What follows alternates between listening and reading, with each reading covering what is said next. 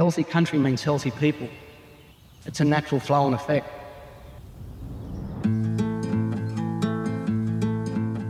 The mighty River Clarence, the largest coastal river system in eastern Australia. For tens of thousands of years, Yaegl, Gumbaynggirr and Bundjalung custodians have cared for and been cared for by this sacred place, referred to as Birrinbah, the Big River. NCC's Coastal Wetlands team recently linked up with Ozfish to meet Yaegl Traditional owner Grant Brown, who shared what he's been doing to restore country on the banks of the Clarence. When this was sort of started, you couldn't really see what you can see there now.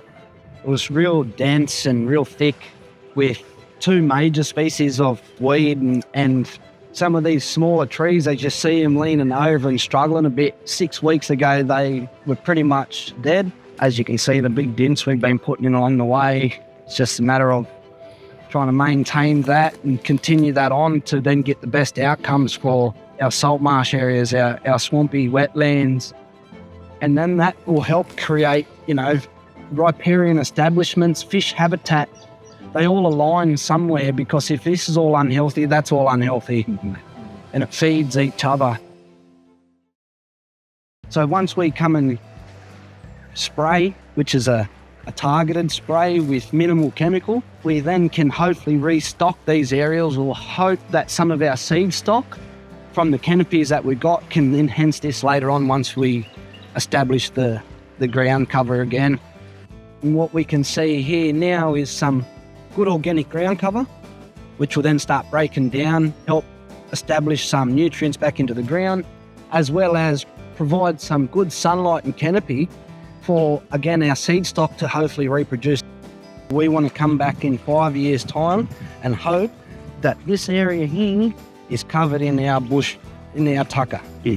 And that's by eliminating these other little species around that are competing and taking away the nutrients.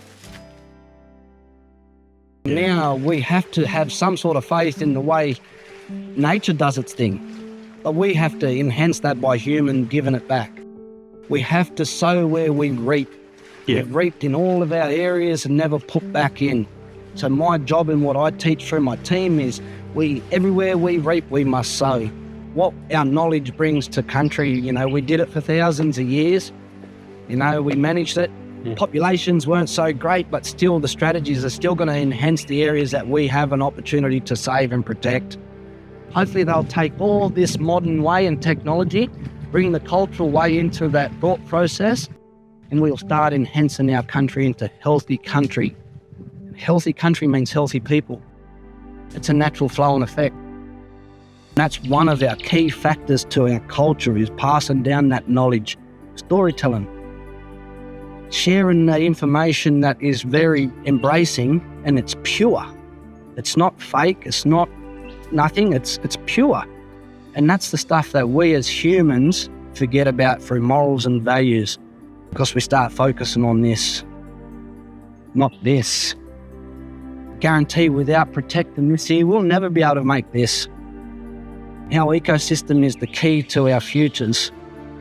And if we don't start embracing it for what it truly brings, well then we're going to struggle. And that's the facts. We embrace the fact that we were never terra nullius. There was always people here. We were never the land of nothing. So that's the true history of our culture and our people. We start teaching that into our true Australians, and we'll be okay. I was born black, I was raised black, I am black. I don't pick and choose when I want to be, so I can't manipulate that thing around culture.